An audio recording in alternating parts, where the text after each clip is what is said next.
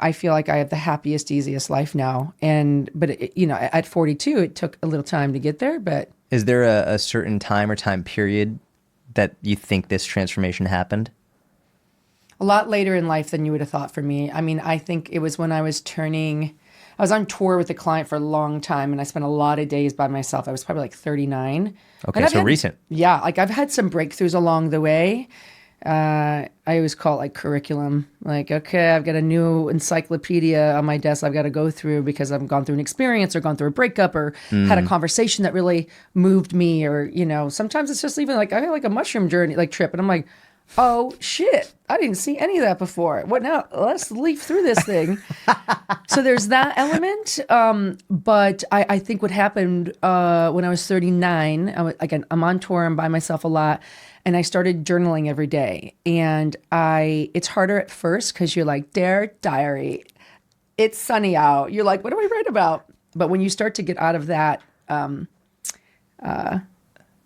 perception of what you need to write and just allow yourself to communicate on paper, it was the best time I've spent with myself in my whole life, and just showing up on the page. And I was like writing poems. I was like, out of nowhere? Yeah, like I saw a tree. What prompted that? It just came out of my brain.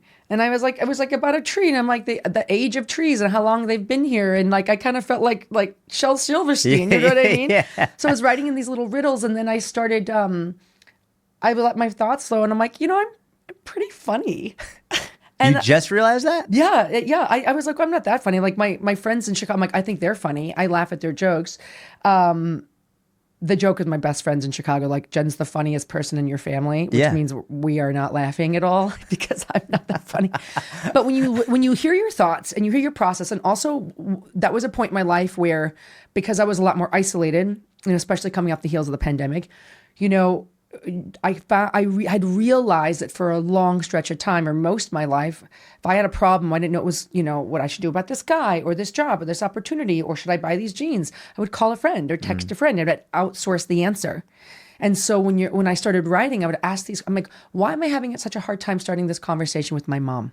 Why can't I stop thinking about blank ex-boyfriend?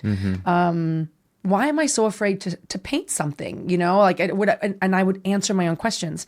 And so that time with myself, I realized I have got great answers. I'm really funny. I'm really intelligent. And you start to realize that, like, oh, this is the person that people are hanging out with when they spend time with me. That's I'm pretty cool. And so the irony is I'm helping people, how I introduce myself, I help people see themselves. But I think at 39 was the first time I saw myself clearly. And it's just been a blast. It's just been a blast. And I think that, like, the irony is I spent my whole life like looking the part, and I never felt internally congruent with the outside. And now it's like, I'm like, yeah, I'm in shape, but like, you should meet this person, and that's the most exciting thing.